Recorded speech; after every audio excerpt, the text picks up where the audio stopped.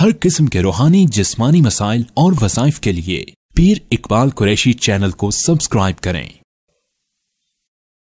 قرآن پاک کے اندر 3 آدمیوں کا قصہ اشارتاً موجود ہے جنہیں اصحاب رقیم کہا جاتا ہے، اور حدیث بخاری و مسلم کے اندر نبی کریم صلی اللہ علیہ وسلم نے مفصل انداز میں اس واقعے کو بیان فرمایا جو سیاہ ستہ کی سب سے مستند کتب بخاری و مسلم کے اندر موجود ہے، اور باقاعدہ طور پر امام بخاری رحمۃ اللہ علیہ نے ایک باب باندھا، چیپٹر باندھا۔ باب جو ہے اس میں 3 آدمیوں کا پہلے قصہ بتاتے ہوئے کہ باب اصحاب الغار الثلاثہ والتوسل بصالح الاعمال، یعنی چیپٹر کا نام یہ باندھا کہ وہ 3 آدمیوں کا قصہ جو غار والے تھے اور 3 تھے، اور پھر فرمایا کہ وہ تینوں جو گروہ تھا، 3 دوست تھے جو پکنک کے لیے نکلے تھے، اپنے آؤٹنگ کے لیے نکلے تھے، لیکن وہ جب غار میں پہنچتے ہیں پناہ لے کر تو وہاں جا کر وہ پھنس جاتے ہیں، تو اللہ تعالیٰ ان کی مدد کرتے ہیں جب وہ والتوسل بصالح الاعمال، اپنے اعمال کے نیک اعمال کے توسل وسیلہ کے طور پہ جب اللہ کے سامنے پیش کرتے ہیں۔ اب یہ بات جو امام مسلم اور بخاری باندھتے ہیں، اور قرآن اصحاب رقیم کے نام سے ان کا ذکر فرماتا ہے، اور حضرت نعمان بن بشیر رضی اللہ تعالی عنہ صحابی، ایک روایت ان سے منسوب ہے، اور دوسری عبداللہ ابن عمر رضی اللہ تعالی عنہ جو خود روایت کرتے ہیں، مسلم شریف کے اندر لمبی حدیث ہے، اور وہ فرماتے ہیں کہ سرکار دو عالم صلی اللہ علیہ وسلم نے 3 آدمیوں کا واقعہ بیان فرمایا۔ اب قصہ واقعہ پہلے زمانے کا سرکار دو عالم صلی اللہ علیہ وسلم کیوں بیان فرما رہے ہیں، پھر حدیث کی مستند کتاب کیوں اس کا ذکر کر رہی ہے، پھر قرآن میں اس کا اشارہ کیوں مل رہا ہے؟ پتہ یہ چلا کہ امام مسلم فرما رہے ہیں کہ آپ زندگی میں ایسے نیک کام ضرور کریں کہ جن کا وسیلہ کبھی مشکل میں آپ اللہ کو پیش کر سکیں۔ یہ ایک سمجھنے کی بات ہے جو میرا آج مقصود ہے آپ کے سامنے بیان کرنے کا، یہ واقعہ کہ زندگی میں کوئی ایک کام تو ایسا ہونا چاہیے نا ہر بندے کا کہ جب آپ مشکل میں پھنس جائے، پریشانی میں پھنس جائے، جب بالکل آپ نا امید ہو جائیں کہ موت ہی ہے بس، تو پھر آپ ایک کام تو ایسا ہونا جو اللہ ہی کے لیے ہو، اللہ ہی کے واسطے ہو۔ اب آپ دیکھیے، ہمارے نبی صلی اللہ علیہ وسلم ایک میسج بتا رہے ہیں، میسج دے رہے ہیں کہ زندگی میں اے انسانوں، اے مسلمانوں، کوئی ایسا کام اپنا محفوظ کر لیتا ہے جو اس جہاں میں بھی آپ کو کام آ جائے اور اس جہاں میں بھی آپ کو کام آ جائے۔ آج ہمارے سارے کام ہیں، لیکن ہمارے کام ایک جھاگ کی طرح ہے، کا غصہ اس سیل ہے، جسے حدیث بخاری نے کہا کہ یہ جتنے اعمال ہم دکھلاوے کے لیے کرتے ہیں، ہم جتنے اعمال ہم لوگوں کو مشہوری کے لیے کرتے ہیں، یا ہم جس کو اپنی غرض اور لالچ کے لیے کرتے ہیں، بچے کو پال رہا ہے باپ، لالچ ہے کہ میرا بچہ کل مجھے پالے گا، بیٹی کو پال رہا ہے وہاں بھی غرض ہے، اب نماز پڑھ رہا ہے وہاں بھی غرض ہے، روزہ رکھ رہا ہے وہاں بھی غرض ہے، ایک مسجد بنا رہا ہے وہاں بھی غرض ہے، مدرسہ بنا رہا ہے وہاں بھی غرض ہے، جج بن کے بیٹھا ہے، پولیس والا بن کے بیٹھا ہے، منسٹر بن کے بیٹھا ہے، حکومت چلا رہا ہے، کوئی بھی کام دین دنیا کا کر رہا ہے، ایسا ہونا چاہیے کہ ایک کام پوری زندگی میں جو آپ اللہ کو توسل کے طور پہ پیش کر سکیں۔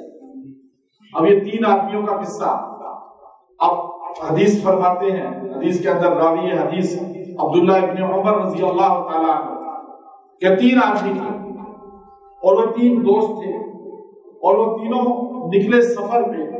اب اس زمانے کے سفر ہوتے تھے پہاڑوں میں، اس زمانے کے سفر ہوتے تھے چاہے وہ معاش کے لیے گئے تھے چاہے وہ آؤٹنگ کے لیے گئے تھے، چاہے وہ کسی اور کام کے لیے گئے تھے، لیکن گئے 3 آدمی تھے۔ پہلے تو سرکار دو عالم صلی اللہ علیہ وسلم نے فرمایا اکیلا آدمی سفر نہ کرے، اکیلا آدمی باہر نہ نکلے، جب بھی آپ کو کوئی ضرورت پڑے، کہیں جانا پڑے تو آپ جماعت کی شکل میں جاؤ، 2 آدمی بن کے جاؤ، 3 آدمی بن کے جاؤ، 2 ہوگے پھر بھی جماعت ہوگی، 3 ہوگے پھر بھی جماعت ہوگی۔ صحابہ نے پوچھا یا رسول اللہ 2 جائیں، 3 جائیں، 4 جائیں، 5 جائیں، 100 جائیں، 1 کیوں نہ جائیں؟ آپ نے فرمایا اس لیے ید اللہ علی الجماعہ، اللہ کا ہاتھ جماعت کے اوپر ہے، اللہ کا ہاتھ جماعت کے اوپر ہے۔ آپ جو مجتمع ہو کے جائیں گے، جن بھی آپ سے بھاگیں گے اور دیگر جانور وحشی بھی آپ سے بھاگیں گے، وہ آپ پہ حملہ نہیں کریں گے، انسان بھی آپ پہ حملہ نہیں کرے گا۔ اب آپ دیکھیے حضور علیہ السلام نے جو فارمولہ بیان فرمایا 1400 سال پہلے، آج موٹر وے پہ سفر کرنے والا، آج کچے کے علاقوں میں سفر کرنے والے، آج اور ایسی جگہوں پہ سفر کرنے والے جب بھی سفر کرتے ہیں 10-10 8-8 گاڑیاں گھٹی چلتی ہیں کہ آپ اکیلے نہ جائیں۔ اب اکیلی گاڑی بھی اس میں آ سکتی ہے، اکیلا بندہ بھی آ سکتا ہے۔ اب ایک بات تو پتہ چلی کہ 3 آدمیوں کی جماعت ہوتی ہے۔ اب وہ 3 آدمی گئے، وہ سفر پہ نکلے، اب وہ کہہ رہے ہیں، نبی صلی اللہ علیہ وسلم سمجھا رہے ہیں، حضور علیہ السلام صحابہ کو مثالیں دے کر واقعات کی شکل میں آپ سمجھاتے تھے۔ حضور علیہ السلام صحابہ کو اور ہمیں سکھا رہے ہیں، سمجھا رہے ہیں، ورنہ حدیث مسلم کبھی بخاری یہ واقعہ بیان نہ کرتے۔ اب اس واقعے کی کچھ اہمیت ہے کہ فرمایا 3 آدمی نکلے، ایک دم پہاڑ میں سفر کر رہے تھے، بارش طوفانی شروع ہو گئی، آندھی آ گئی، طوفانی بارش آ گئی، ایسی بارش تھی کہ اب وہ کہیں رستہ نہیں پا رہے تھے کہ اب کہاں چھپیں، کہاں سر چھپائیں۔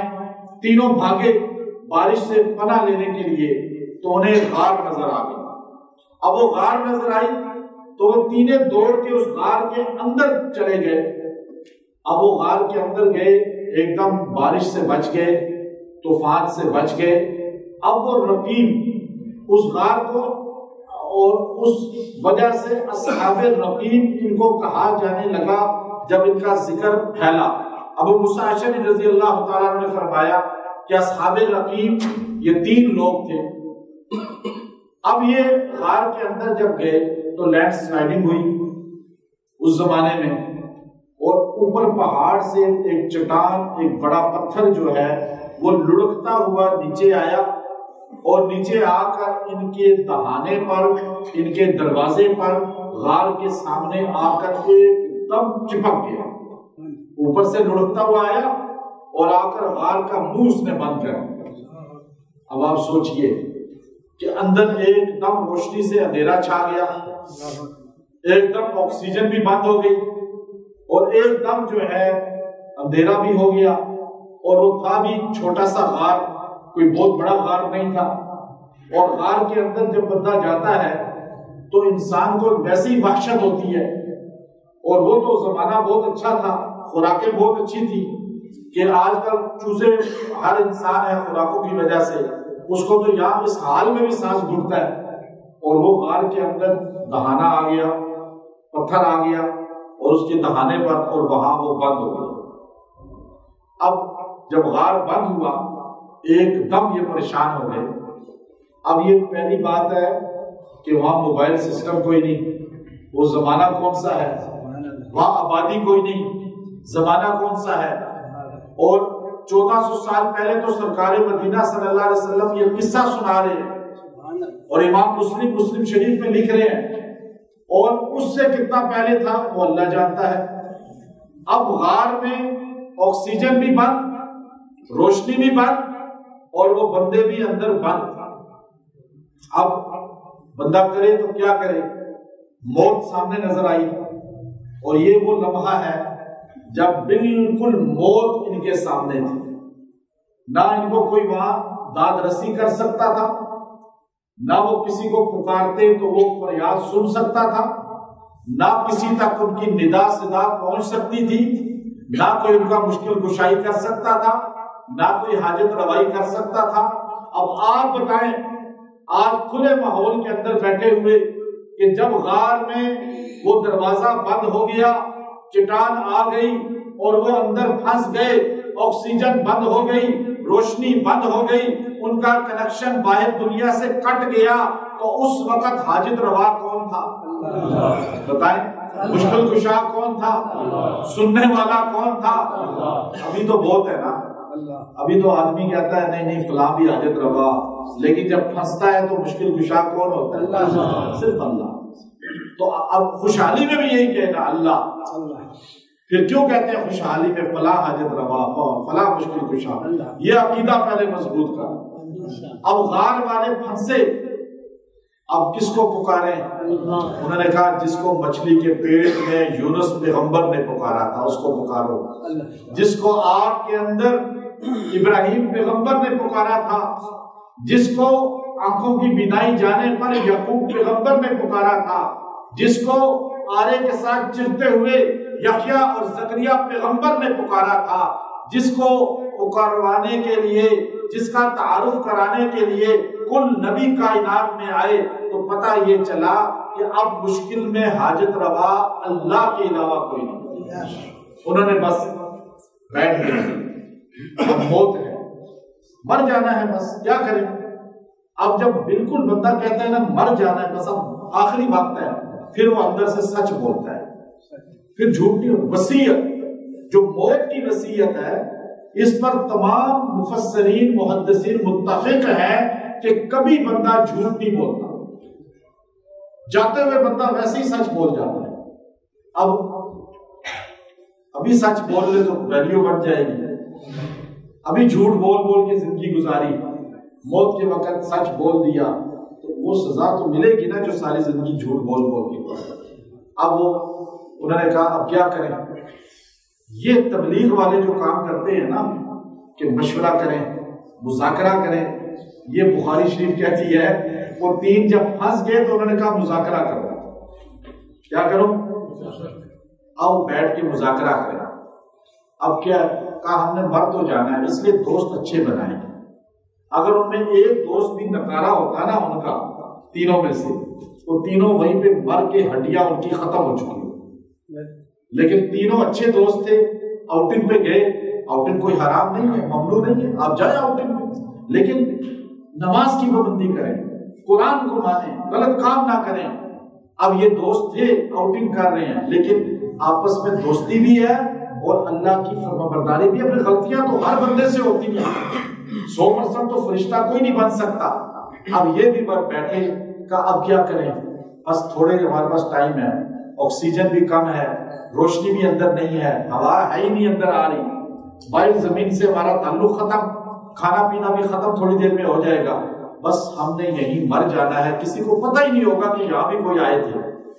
اب جب انہوں نے کہا اب کیا کریں؟ انہوں نے کہا ایسا کرتے ہیں کہ ہم تینوں کو اتنے بڑے ولی تو نہیں ہیں، اتنے کوئی بڑے اللہ کے نیک بندے تو نہیں ہیں کہ کتب ابدال ایسے ہوتے تو وہ تو ویسے ہی ان کے ایک دم قبول ہو جاتی بات۔ کوئی بہت اللہ کا بندہ ہو تو عبداللہ عمر رضی اللہ کہہ رہے ہیں یا ساری الجبل الجبل، اللہ مدینے میں بیٹھے ہوئے ان کو ایران دکھا رہے ہیں، وہ اللہ کے بہت ٹاپ کے لوگ ہیں، ولی ولایت۔ یہ لوگ تھے درمیانے درجے کے، کبھی غلطی بھی ہو جاتی تھی، اچھائیاں بھی ہو جاتی تھی، اور یہی حال ہے آج بڑی تعداد کا لوگ ہوتے ہیں جی پتہ نہیں آپ سے کبھی غلطی ہوگی کبھی اچھائی ہوگی، یہ آپ کی بندگی کی نشانی ہے۔ جب آپ استغفار پڑھیں گے، توبہ کریں گے، اللہ خوش ہوتا ہے کہ اب میرا بندہ مجھے مانتا ہے کہ واقعی میں ہوں اس کے اوپر گرفت کرنے والا۔ آپ گویا کہ اللہ کو مان رہے ہیں، آپ اللہ کے اور قریب ہو رہے ہیں۔ اب وہ بندے جب بہت سامنے نظر آئی، انہوں نے کہا ایسا کرتے ہیں، ہم کوئی بہت نیک تو نہیں ہے اپنے آپ کو سمجھتے، لیکن ہر بندہ اپنی زندگی پر غور کرے، جتنے سال گزر گئے پیچھے 40-50 سال، پوری زندگی میں کوئی ایک نیکی جو اللہ کے لیے ہم نے کی ہو، جس کا تعلق صرف اللہ اور بندہ ہو، آپس میں بیچ میں کوئی اور چیز نہ ہو، تو ایسا کرو اپنی اپنی نیکی ہاتھ اٹھاؤ، اللہ کے سامنے رو اور کہو اے اللہ یہ تجھے میں بتاتا ہوں، میں نے ایک مرتبہ یہ نیکی کی ہے، اور تجھے پتا ہے یا مجھے پتا ہے، یا اللہ اگر تیرے لیے ہے تو بس تو مجھے اس موت سے نکال۔ اب بخاری شریف بھی کہتی ہے، مسلم شریف بھی کہتی ہے کہ عبداللہ ابن عمر رضی اللہ تعالیٰ عنہ فرماتے ہیں کہ سرکار مدینہ صلی اللہ علیہ وسلم اپنی پاک زبان سے ہمیں یہ قصہ سنا رہے ہیں۔ یہ کوئی قصہ ہوائی نہیں ہے، یہ مدینے کے منبر پہ دو جہاں کے سردار اپنے صحابہ کو سنا رہے تھے، آج میں آپ کو یہاں سنا رہا ہوں۔ لیکن ہم نے سنا سرکار مدینہ سے اتنا مضبوط قصہ، قرآن جس کی طرف اشارہ کر رہا ہے، تو ایک بندہ اٹھا اس نے کہا یا اللہ تجھے پتا ہے کہ میں بہت زیادہ صحت مند ہوں، حسین ہوں، دنیا میری بڑی تعریف کرتی تھی، میرے پیچھے ہر کوئی گھومتا تھا، عورتوں کا بھی میری طرف بہت میلان تھا، لیکن مجھے اپنی چچا زاد بہن سے بہت پیار ہو گیا۔ میں نے اس کو کہا کہ میرے ساتھ اپنا تعلق بنا لو۔ اس نے کہا کہ 100 دینار سونے کے وہ تم کہیں سے لاؤ تو پھر میں تمہارے ساتھ فرینڈشپ کروں گی۔ کہتے ہیں میں نے اتنی محنت کی، پیسہ اکٹھا کیا، 100 دینار بڑی رقم ہوا کرتی تھی اس زمانے میں۔ کہا جب میں نے وہ اکٹھی کر لی اور میں نے اس کو دے دی اور وہ میرے ساتھ تخلیے میں اکیلے میں کمرے میں آ گئے، تو جب میں اس کے قریب ہونے لگا تو اس نے ایک جملہ کہا کہ تیرے اندر اللہ کا خوف نہیں ہے کیا؟ تو اللہ سے ڈرتا نہیں ہے؟ بغیر نکاح کے تو میرے قریب آنا چاہتا ہے۔ کہا جب اس نے کہا اللہ کا ڈر نہیں ہے تو میں تیرا نام سن کے ڈر گیا۔ اے اللہ میں نے اس کو وہی چھوڑ دیا، پیسے بھی چھوڑ دیے، میں وہی سے باہر نکل آیا۔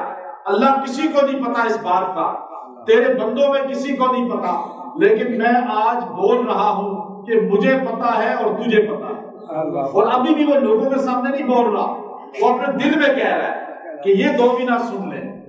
ہر ایک نے اپنا تبسم پیش کرنا تھا، تو اس نے کہا اللہ تجھے پتا ہے یا مجھے پتا ہے، اگر یہ نیکی میری، اگر یہ میرا اچھا کام تیری نظر میں کوئی ویلیو رکھتا ہے، اللہ اس پتھر کو ہلا دے، پتھر کو ہٹا دے، ہمیں آسمان دکھا دے۔ فخرج لنا فخرج لنا، اے اللہ اس کو سرک دے۔ حدیث کہتی ہے اس نے جب یہ کہا نا اللہ تجھے پتا ہے اور مجھے پتا ہے، تو ایک دم پتھر ہلا اور آسمان نظر آنا شروع ہو گیا اور تازہ ہوا اندر آنی شروع ہو گیا، اور ایک دم جو ہے وہ سجدے میں چلا گیا اور رونا شروع کر دیا۔ اب اس نے کہا میں نے تو اپنا کام کر دیا، اب دوسرے کو کہا کہ میری نیکی اللہ کو قبول ہے اور اللہ نے میری مدد کر دی ہے، اب تو آگے بڑھ۔ اب دوسرا آگے بڑھا، اس نے جو ہے اسی طرح جو ہے اللہ کے سامنے ہاتھ اٹھائے، اللہ کا شان کو بیان کیا، اللہ کی وحدانیت کو بیان کیا۔ اس کے بعد کہنے لگا یا اللہ تجھے پتا ہے کہ میں ایک عام انسان ہوں، میں ایک عام زندگی گزارنے والا ہوں، میرے پاس نیکیاں بھی بہت ہیں لیکن گناہ اس سے بھی زیادہ ہیں، میرے پاس اچھائیاں بھی ہیں لیکن برائیاں اس سے بھی زیادہ ہیں۔ یا اللہ میں کس کس نیکی کو بیان کروں، اس میں کئی کئی ملاوٹ نکل آتی ہے، برائیاں تو ہے ہی پیش کرنے والی نہیں، نیکیوں میں بہت ملاوٹیں ہیں۔ یا اللہ میں نے پوری زندگی میں ایک کام سوچ سوچ کر مجھے یاد آیا ہے کہ میں نے وہ ایسا کیا ہے شاید اس کی ویلیو ہو، تجھے پتا ہے کہ میں ماں اور باپ کی کتنی خدمت کرتا تھا، کتنی اطاعت کرتا تھا، کتنا ان کا خیال رکھتا تھا، میں غریب آدمی ہوں، بکریاں چراتا ہوں، جانور چراتا ہوں، بچے چھوٹے چھوٹے ہیں ان کی بھی خدمت کرتا ہوں، ماں باپ بوڑھے ہیں، میں جانور چراتے چراتے ایک مرتبہ میں دور نکل گیا، رات ہو گئی، حالانکہ میں مغرب سے پہلے گھر آ جاتا تھا، اپنی ماں اور باپ کو سب سے پہلے دودھ نکال کے پینے کو دیتا تھا، روٹی ساتھ دیتا تھا، جب ماں باپ کھا پی لیتے تھے پھر بچوں کو دیتا تھا، پھر بیوی کو دیتا تھا۔ یا اللہ ایک دن بہت دور نکل گیا، رات لیٹ ہو گئی، میری ماں بھی آیا تو سوئی ہوئی تھی، میرا باپ بھی سویا ہوا تھا، میرے بچے بھوکے تھے، بھوک سے بلک رہے تھے، میری بیوی نے کہا بچے رو رہے ہیں، بھوکے ہیں، میں نے کہا پہلے دودھ نکالنے دو، دودھ کو نکالا، پھر کٹورے میں ڈالا، میں نے کہا جب تک میری ماں نہیں پیے گی، باپ نہیں پیے گا، بیوی تو بھی نہیں پی سکتی، بچے بھی نہیں پی سکتے، میں پہلے ان کے پاس جاؤں گا۔ جب میں ماں کو اور باپ کے کمرے میں گیا، میں نے دیکھا دونوں چارپائی پہ سو چکے تھے. اب جب کٹورے ہاتھ میں لے کر وہاں کھڑا ہو گیا, سوچنے لگا اگر ماں کو سوئے ہوئے اٹھایا, باپ کو سوئے ہوئے اٹھایا تو ان کی نیند خراب ہو جائے گی, کہیں اللہ ناراض نہ ہو جائے. میں نے ماں باپ کو اٹھایا نہیں, بچے میرے قدموں میں بھوک سے بلک رہے تھے, بھوک سے رو رہے تھے, بیوی مجھے اشارے کر رہی تھی بچوں کو دودھ دے دو, ماں باپ اٹھ کے پی لیں گے. میں نے کہا نہیں, میں اس وقت تک بچوں کو دودھ نہیں دوں گا جب تک میری ماں اور باپ پہلے نہ پی لیں. سبحان اللہ. آج ماں باپ کو کیا سلوک ہوتا ہے, بیوی کے ساتھ بیٹھ کے کھا لیا, اٹھ کے نکل گئے, باپ ماں اپنا بیچارے بیٹھے ہوئے, ان کو دے دو, نوکروں جیسا سلوک. اسی لیے تو آپ کی زندگی پریشانیوں میں گھری ہوئی ہے لوگوں. آج اسی لیے مالی ترقیاں نہیں ہیں, آج اسی لیے اللہ کی مدد نہیں ہے, ہمارا ملک ہی تباہ ہو کر رہ گیا, دنیا کا نظام ہی خراب ہو گیا. یہ جو ماں باپ ہیں یہ آپ کے لیے دنیا میں چلتے پھرتے جنت کی ضمانت ہے. آپ اپنی مستقبل روشن کرنا چاہتے ہیں تو ماں باپ کی خدمت میں لگ جائیں, آپ کا مستقبل محفوظ ہو جائے. اب یہ عام آدمی ہے, غار میں پھنسا ہوا ہے, موت اس کے سامنے ہے, وہاں سے سبیل نہیں ہے نکلنے کی. سرکار مدینہ صلی اللہ علیہ وسلم فرماتے ہیں کہ اس بندے نے وَالتَّوَسُّلِ بِصَالِحِ الْأَعْمَالِ, نے توسل وسیلہ اپنی نیکی کا اللہ کے سامنے پیش کرتے ہوئے کہا اللہ آدھی رات کے بعد صبح کے قریب پوری رات دھوپ میں میرے بچوں نے گزاری, پوری رات میں کھڑا رہا, اور ماں اور باپ جب صبح اٹھے سورج ہلکی سی طلوع سحر کے وقت, تو اٹھتے ہی مجھے کہا بیٹا تو کیوں کھڑا ہے؟ میں نے کہا آپ کا دودھ پینے کے لیے. ماں اور باپ نے وہ دودھ پیا, اس کے بعد میں نے بچوں کو پلایا. اللہ اگر یہ میری نیکی تیرے سامنے کوئی ویلیو رکھتی ہے, اس کے اندر کوئی تیری رضا ہے تو فَافْرُجْ لَنَا, اس پتھر کو ہٹا دے ہمارے لیے. کہتے ہیں حدیث میں آتا ہے سرکار دو عالم صلی اللہ علیہ وسلم نے فرمایا جب اس نے اپنی نیکی کو پیش کیا تو ایک دم پتھر سرک گیا, لیکن اتنا سرکا کہ بندہ نکل نہیں سکتا تھا, لیکن اتنا رستہ ہو گیا کہ انسان اپنے ہاتھ باہر نکال سکتا. اللہ اکبر. اب آپ دیکھیے ایک نیکی تو ایسے ہونی چاہیے, ہر بندہ اپنے گریبان میں جھانکے, ہر بندہ مرد عورت بچہ بوڑھا پوری زندگی ایک نیکی ایسی کریں, کسی غریب کے ساتھ بھلا کریں, کسی یتیم کی پرورش کریں, کسی مدرسے میں طالب علم کے ساتھ تعاون کریں, خاموشی سے حافظ بنائیں, کسی کو عالم بنا دیں, کسی یتیم کو تعلیم دلوا دیں, اسکول کالج یونیورسٹی کی, کسی بیوہ کے ساتھ تعاون کر دیں, کسی غریب کے ساتھ تعاون کر دیں, کوئی مدرسہ مسجد بنا دیں, کوئی ایسا کام زندگی میں ایک کر دیں کہ جو آپ یہ سوچ لیں کہ جب میں پھنس جاؤں گا نا اس جہاں میں یا اس جہاں میں تو یہ کام آ جائے. لیکن آج بدقسمتی یہ ہے, آج کروڑوں انسانوں میں ایسے لوگ نہیں ملتے جو ایک نیکی بھی اللہ کو پیش کر سکتے. ہے کوئی ایسا؟ ہماری نمازیں کیسی ہیں, روزے کیسے ہیں, حج کیسا ہے, ہمارے دین کے کام کیسے ہیں, ہماری اقتدار, ہمارے عہدے, ہمارے تمام ہر شعبے میں لوگ, خالی میں دنیا داروں کو نہیں کہہ رہا, دین داروں کو بھی کہہ رہا ہوں, ہمارے دینداری والے کام بھی ایسے ہیں کہ ہم ایک کام اللہ کے سامنے وسیلہ نہیں پیش کر سکتے. اسی لیے جب پھنستے ہیں تو پھر مجھے ہی کہتے ہیں تعویذ دیں, تعویذ ہی مشکل حل کرے گا. نہیں کر سکتا تعویذ حل جب تک وہ آپ کے ساتھ نہیں. اللہ وہ آپ کے ساتھ ہے ہی نہیں. ساری دنیا کے شیخ عبد القادر جیلانی آپ پہ پھونکے مارتے رہے, کچھ نہیں ہوگا. ابو جہل کا کچھ بنا تھا؟ حضور اس کے لیے دعا کر رہے تھے, اس کو ہدایت نہیں تھی مقدر میں. تو یاد رکھیے گا کہ آپ آج جو ہمارا مقصود ہے کہ آپ اتنا ایک کام اپنا زندگی میں کر لیں کہ جو ہمارے لیے نجات کا, آپ کو مشکل آئے آپ بیٹھ گئے, اللہ یہ کام تو ہے نا, اگر تیرے لیے بس میری مشکل حل کر. آپ دیکھیے گا یوں حل ہوگا. اب جب دو بندوں نے, اب دونوں نے باتیں جو کی تھی وہ اونچی آواز سے نہیں کی تھی, گواہ کسی کو نہیں بنایا تھا. یہ ہمیں بتایا کس نے؟ وہ علیم بذات صدور ذات جو کائنات کے بھید جانتی ہے, دلوں کے بھید جانتی ہے, اس نے سرکار دو عالم صلی اللہ علیہ وسلم کو بتا دیا اور تاجدار مدینہ صلی اللہ علیہ وسلم نے ہمیں بتا دیا کہ پتہ چل جائے کہ میری امت اس طرح کی اعمال کرنے والے بن گئے۔ اور وہ تیسرا آدمی آیا، اس نے ہاتھ اٹھائے، اس نے کہا تم پاس ہو گئے ہو، اب میری باری ہے کہ اب یہاں پاس ہوتا ہوں یا فیل ہوتا ہوں۔ اس نے ہاتھ اٹھائے، یا اللہ تجھے پتا ہے میں نے بہت سوچا، میرے پاس کوئی ایسی نیکی بڑی نظر نہیں آئی، ایک عمل میرا ایسا گزرا ہے کہ میرے پاس ایک مزدور کام کرتا تھا اور میں نے اس کو کہا تھا کہ تو یہ کام کر، تجھے اتنے کلو چاول دوں گا مزدوری میں۔ وہ 7 کلو کے قریب چاولوں کا 7.5 کلو کے قریب بدلے تھے۔ کہا یہ میرا اس کا معاوضہ طے ہو گیا۔ اس نے کام کیا، کام کرنے کے بعد میں نے اس کو چاول رکھے، اس نے کہا نہیں چاول مجھے صحیح نہیں لگ رہے، تھوڑی اور بڑھا دیں۔ میں نے کہا نہیں یہ جو طے ہوا ہے وہی پیسے دوں گا، وہی چاول دوں گا۔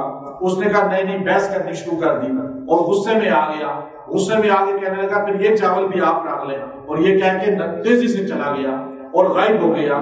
پھر مجھے ملا بھی نہیں۔ میں نے اس چاولوں کو سنبھال کے رکھا کہ میں یہ کہاں بھیجوں کہ یہ اس کی امانت ہے، لیکن آخر وہ نہیں آیا۔ 1 سال گزر گیا، میں نے ان چاولوں کو فصل ڈال دی، وہ فصل سے آگے اور چاول نکلے، میں نے اور فصل ڈال دی اور چاول نکلے، یہاں تک کہ وہ آگے کاروبار ہونے شروع ہو گیا، یہاں تک کہ میں نے گائے خریدنی شروع کر دی ان پیسوں سے۔ گائے اتنی خرید لی کہ گایوں کا ریوڑ ہو گیا، گائے بڑی تعداد میں ہو گئی۔ پھر مجھے ان گایوں کو سنبھالنے کے لیے غلاموں کی ضرورت تھی، انہی میں سے پیسہ نکلا، میں نے 1 غلام خریدا، 2 غلام خریدے، یہاں تک کہ کئی 100 غلام خرید لیے، کئی 100 گائے ہیں اور کئی 100 غلام ہیں، اور یوں ریوڑ چلتا تھا۔ اور وہ 7 کلو چاول کا برکت تھی ساری کا۔ ایک دن کئی سال گزر گئے، 15-20-25 سال تقریباً، اور ایک بندہ آیا میرے پاس، کہنے لگا مجھے پہچانا آپ نے؟ میں نے کہا نہیں۔ کہا میں مزدور ہوں جو کئی سال پہلے میں آیا تھا، آج مجھے اندازہ ہوا کہ آپ وہی ہیں، میرے وہ چاول مجھے واپس کر دیں، مجھے آج گھر میں ضرورت ہے چاولوں کی۔ تو میں نے اس سے کہا کہ تیرے وہ 7 کلو چاول جو تھے؟ اس نے کہا ہاں۔ میں نے کہا تیرے چاول تجھے چاہیے؟ تیرے چاولوں کی یہ مزدوری ہے، یہ ساری گائے لے جا، یہ سارے نوکر لے جا۔ اللہ۔ اس نے کہا مذاق کرتے ہیں؟ میں نے کہا مذاق نہیں کر رہا، میں تجھے بتا رہا ہوں کہ تیرے چاولوں سے اتنا مال بڑا کہ میں نے یہ ساری گائے اور سارے نوکر خریدے۔ سبحان اللہ۔ تو یہ ہے تیری ہی بیس، یہ لے جا۔ وہ خوشی سے لے کے نکل گیا۔ اے اللہ تیری قسم کھا کے کہتا ہوں کہ میں نے دل میں ایک لمحے بھی افسوس نہیں کیا، یہ کیوں کہ میں نے کیا ہی تیرے لیے تھا۔ آج جائیں نا ذرا، آج پیسے لے کے یوں لوگ بھاگ جاتے ہیں۔ آج آپ کے پیسے کھانے والے نمازی زیادہ ہوں گے، سب سے زیادہ دھوکہ نماز کی شکل بنا کے دیتے ہیں، دیندار حلیہ بنا کے دیتے ہیں، اور کبھی آپ کو بے دینی کا حلیہ میں دھوکہ نہیں دیں گے پیسوں میں، دینداری کے لیے، چونکہ شیطان بھی یہی کام کیا تھا۔ اور آپ مجھے لوگ آگے بتاتے ہیں جی ہمارے اتنے کروڑ، ہمارے اتنے لاکھ، ہمارے اتنے پیسے، اور 80% اس میں نماز کا لیبل ہوتا ہے، 80% اس میں حلیہ دین کا ہوتا ہے، اور پھر معاملات سب سے زیادہ خراب ہیں۔ دین معاملات کا نام ہے، دین خالی نماز روزے کا نام نہیں ہے۔ ہمارے یہاں لوگ سمجھتے ہیں کہ جو مسجد جا رہا ہے نماز پڑھ رہا ہے وہ دیندار ہے۔ میں ممبر پہ بیٹھا ہوا ہوں، میں اگر معاملات میں ٹھیک نہیں ہوں تو میں کوئی دیندار نہیں۔ میں اس کے پیسے لے کے کھا گیا ہوں، اس کو جھوٹ بول کے اس کے پیسے لے رہا ہوں، بینک سے قرضے لے کے کھا رہا ہوں، لوگوں کو جھوٹ بول کے پیسے بٹور رہا ہوں، تو میری کوئی دینداری نہیں ہے۔ میں کہتا ہوں کعبے کا امام بھی ہوگا تو وہ دیندار نہیں ہے اگر لین دین پہ ٹھیک ہے۔ تبلیغ والا ہو، مدرسے والا ہو، چاہے وہ کوئی نمازی ہو، معاملات میں جو ٹھیک نہیں ہے وہ دیندار نہیں ہے۔ یہاں آپ کسی سے تعلق خراب کرنا ہے نا، آپ اسے 1000 روپیہ ادھار دیں۔ جو لوگ مجھے بہت تنگ کرتے ہیں، اکثر آ کے بہت باتیں، بہت پیسے کرتے ہیں، میں اکثر کو 1000-1500 روپیہ ادھار دے دیتا ہوں، وہ مجھے اس کے بعد کبھی نظر ہی نہیں آتی۔ میں آپ کو بڑی حیرت کی بات، آپ نے جان چھوڑانی ہو نا کسی سے، اس کو ادھار دے دیں 2-3 ہزار روپے، آپ کو یہ لو دو، تمہیں پیسے چاہیے، وہ کبھی آپ کو واپس نہیں ملے گا، بلکہ گلی سے بھی نہیں گزرے گا آپ سے۔ دینداروں کا بھی یہ حال ہے. آپ جو بندہ معاملات میں ٹھیک نہیں ہے نا، وہ بندہ دیندار وہ کبھی بخشا نہیں جائے گا. صحابی آئے یا رسول اللہ صلی اللہ علیہ وسلم، بخاری کی حدیث، امام بخاری میں، یا رسول اللہ میں آپ کے ساتھ جہاد میں لڑوں اور آپ کے ساتھ جہاد میں نکلوں. کس کے ساتھ؟ سرکار دو عالم صلی اللہ علیہ وسلم. ان کے ساتھ جو جہاد میں جائے، ان کے ساتھ جا کے ان کا دفاع کرتے ہوئے جو شہید ہو جائے، ختم نبوت کا نام خالی نہ لے، صاحب ختم نبوت پہ قربان ہو جائے ان کی آنکھوں کے سامنے، صحابی ہے، اس سے بڑی اور کیا سعادت ہوگی کہ یا رسول اللہ میں آپ کے ساتھ جاؤں، آپ کا دفاع کرتے ہوئے آپ کی نظروں کے سامنے شہید ہو جاؤں تو کیا جنت میں چلا جاؤں گا؟ میرے گناہ سارے معاف ہو جائیں گے؟ ہمارے نبی نے فرمایا تیرے سارے گناہ معاف ہو جائیں گے. اتنا خوش ہوا، اٹھ کے فوراً گھر گیا تیاری کرنے کے لیے. جب دور تک پہنچا تو حضور نے آواز دی ادھر آ، واپس آ. ابھی جبرائیل آئے تھے اور مجھے بتایا کہ شہید کے سارے گناہ معاف ہو جاتے ہیں الا الدین، مگر قرضہ اس کو معاف نہیں ہوتا. جس کا قرضہ لیا ہے نا، پیسے لیے ہیں، آج تو موجیں کر لیں دنیا میں، موجیں کریں آرام سکون سے، لیکن آج بھی جو لوگوں سے قرضے لے کے پیسے لے کے کھا لیتے ہیں، میں مسجد میں اللہ کو حاضر جان کے بتا رہا ہوں، وہ یہاں بھی بدحال ہی آپ کو نظر آتے ہیں. کبھی آپ کو خوشحال نظر نہیں آئیں گے. دھوکہ اس کو بھی دیں گے، اس کو بھی دیں گے، ادھر بھی دیں گے، ہر جگہ نقب لگائیں گے، لیکن روڈ پہ ہی پھرتے آپ کو نظر آئیں گے، پریشان آلی نظر آئیں گے. یہ اللہ دکھاتا ہے یہاں بھی معاف نہیں ہے، وہاں بھی معاف. آپ حج کر لیں معاف نہیں ہوگا. آپ پورا قرآن پاک حفظ کر لیں، پوری حدیثیں حفظ کر لیں، آپ سال تبلیغ میں بھی لگا لیں، آپ مسجد میں ہر وقت پہلی صف میں بیٹھے رہیں، آپ کعبۃ اللہ کی چھت پہ بھی چلے جائیں اور آپ کعبے کے اندر کھڑے ہو کے مر جائیں، پھر بھی معاف نہیں ہوگا اگر قرضہ آپ نے دیا. اللہ، یہ کون کہہ رہا ہے؟ میں کہہ رہا ہوں، اللہ سرکار دو عالم صلی اللہ علیہ وسلم. یہ آج نہیں بتائی جاتی باتیں. آپ مجھے بتائیں، آپ میں سے ابھی کو ہاتھ کھڑا کریں تو آپ سارے ڈسے ہوئے ہیں. آپ ساروں کو لوگوں نے ڈسا ہے یا نہیں؟ اور دین کے لبادے میں بھی ظاہر ڈستے ہیں. تو اس لیے یاد رکھیں کہ لوگوں سے بچیں معاملات کرنے میں، پیسہ دینے میں. اپنا پیسہ جو آپ کی جیب میں ہے اس وقت تک وہ آپ کا ہے، جب آپ کے ہاتھ سے نکل گیا تو آپ فقیر اور ذلیل ہو جائیں گے. اپنے پیسے لینے کے لیے آپ ذلیل ہوں گے یا نہیں ہوں گے؟ اس لیے عزت تب تک ہے جب تک پیسہ آپ کی جیب میں ہے. اب یہ بندہ دیکھیں کیا کہہ رہا ہے، یا اللہ یہ نیکی میری، یہ نیک عمل میرا اگر تیری بارگاہ میں قبول ہے، کوئی ویلیو ہے کہ میں نے اس کو اتنا کچھ اٹھا کے دے دیا، اللہ ففرج لنا، ہمارے لیے یہ رستہ کھول دے. حدیث میں آتا ہے ایک دم چٹان ہٹ گئی، اللہ نے پورا رستہ نکال دیا اور وہ تینوں کی تینوں وہاں سے باہر نکل گئے. زندگی میں ایک کام ایسا، اس واقعے سے پتہ کیا چلا کہ زندگی میں ایک کام تو ایسا ہونا چاہیے نا جو آپ کا اور اللہ کا ہو. آج سے نیت کریں کہ اعمال زندگی میں ایک ایسا رکھیں گے جو کسی کو پتہ نہیں ہوگا، آپ کا ہوگا، اللہ کا معاملہ ہوگا، اور آپ توسل. دیکھیں اس حدیث سے پتہ چلا کہ نیک اعمال کا توسل پیش کرنا، وسیلہ پیش کرنا، جیسے باب آپ نے باب اصحاب الغار الثلاثہ والتوسل بصالح الاعمال جو امام مسلم پورا چیپٹر باندھتے ہیں کہ میں وہ چیپٹر جس کے اندر 3 غار والے بندوں کا واقعہ ہے جو اپنا اعمال صالح کا وسیلہ اللہ کو پیش کر رہے ہیں. اب یہ وسیلہ جو ہے، یہ وسیلہ پیش کرنا، یہ یہاں سے ثابت ہو گیا کہ اللہ میرے فلاں. اب ہمارے اعمال جو باقی ہیں وہ اللہ کے لیے سارے نہیں ہیں، دکھلاوا بیچ میں بہت ہے. یوسف بن حسین رحمت اللہ علیہ بہت بڑے اللہ کے ولی گزرے ہیں. انہوں نے 60 سال بخاری شریف اور دیگر کتب حدیث پڑھائی اپنے تلامذہ کو. ساری زندگی مسجد میں رہے ہیں، ساری زندگی جو ہے حلال کھایا ہے، کوئی فضول لفظ بھی کبھی زندگی میں نہیں بولا.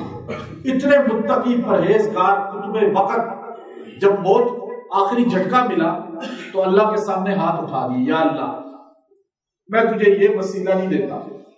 یہ تو وسیلہ پیش کرنا اللہ کے سامنے جائز ہوا, یہ حدیث سے ہی پتہ چل گیا کہ میں تجھے یہ وسیلہ نہیں دیتا کہ یا اللہ میں نے 60 سال تیرے نبی کا حدیث کو لوگوں کے سامنے بیان کیا ہے, تو مجھے اس کی وجہ سے بخش دے.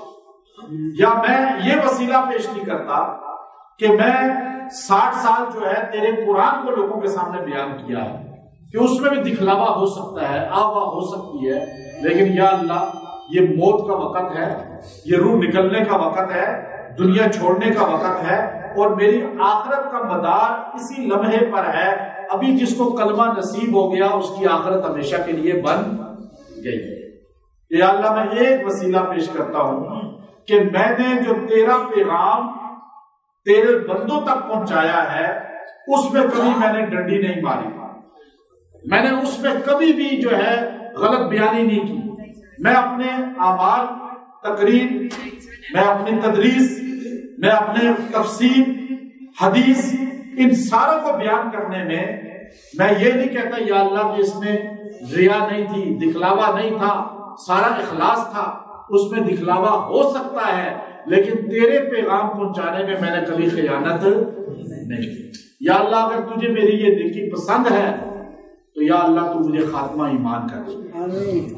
ہمارے مقررین, ہمارے تقریر کرنے والے خطباء, ہمارے پیران, ہمارے صلحاء جتنا طبقہ ہے, یہ ایک بات تو اللہ کے سامنے کہے یا اللہ تیرا پیغام کبھی تیرے بندوں تک خیانت کر کے نہیں پہنچائیں گے, بالکل وہی پہنچائیں گے جو قرآن اور حدیث بیان کرتی ہے. بیچ میں ملاوٹ, یہ ملاوٹ ہی سارا خراب کرتی ہے کام. اب یہ انسان کو ہونا چاہیے. آپ اپنی زندگی میں ہم ایک عمل, اس سے پوری تقریر سے ہمیں لبے لباب کیا ملا کہ ایک عمل زندگی میں ایسا ہونا چاہیے جو آپ وسیلے کے طور پہ اللہ کو پیش کر سکیں. ہم اس لیے میں نے ایک اپنی ایک آپ کو نیت بتاؤں. یہ مسجد الحمدللہ ہم نے بنائی اس علاقے کے لیے, محنت ہم نے کی, لیکن اللہ کے نزدیک ایک یہ عمل ایسا ہے میں سمجھتا کہ اس میں کبھی 1 روپیہ, 25 پیسے, اس میں کبھی 1 روپیہ تنخواہ کی مد میں, کمیشن کی مد میں, یا پیٹرول کی مد میں, یا موبائل کی مد میں زندگی میں کبھی خرچ اپنے پہ نہیں کیا, اور 1 روپیہ کبھی کسی مد میں اس سے نکالا نہیں ہے. کبھی 1 روپیہ نکل گیا, بھول گیا تو 3 روپے ڈال دیا. ایک کام یہ اللہ کے لیے اس لیے کیا کہ یہ کل ہمارے قیامت میں کام آئے. ہر بندہ کوئی مدرسہ بنا رہا ہے, مسجد بنا رہا ہے, کم از کم اتنا تو اللہ کے سامنے تنہائی میں کہہ سکے کہ یا اللہ یہ مسجد بنائی ہے, یہ مدرسہ بنایا ہے, یہ خانقاہ بنائی ہے, یہ دین کا کام کیا ہے میں نے صرف تیرے لیے. اور انشاءاللہ میں آپ کو منبر پہ بیٹھ کے بتا رہا ہوں, آپ ایک کام ایسا زندگی میں پکڑ لیں, آپ جب پریشان ہوں اس کا وسیلہ پیش کریں. آپ کی مشکلیں نہ حل ہوئی تو مجھے بتائیں, لیکن کریں تو صحیح نہ کوئی کام. ہمارے پاس ابھی ہے کوئی کام بتائیں. ہر بندہ آج جو یہ دور جا رہا ہے یہ سارا کا سارا فتنے کا دور ہے, دجال کا دور ہے, اور اس دور میں تو بچنا بہت مشکل ہے. حرام مال سے, دھوکے سے, فراڈ سے, اس میں بندہ بہت سی چیزیں منہ سے نکل جاتی ہیں. تو آپ اس حدیث کو سامنے رکھ کر اس پر عمل کریں, انشاءاللہ العزیز آپ کی زندگی خوشحال ہو جائے گی. 3 باتوں کا جو انہوں نے وسیلہ پیش کیا تھا, پہلا کہ ایک نے غلط راہ سے بچا اللہ کے ڈر سے, دوسرا ماں باپ کی خدمت بیوی بچوں سے بھی زیادہ کی, اور تیسرا جو ہے اس نے لین دین معاملات میں کلیئر تھا. یہ 3 چیزیں آپ زندگی میں سیٹ کر لیں, آپ دنیا میں وقت کے کتب اور بنی. تو آخر دعوانا الحمدللہ.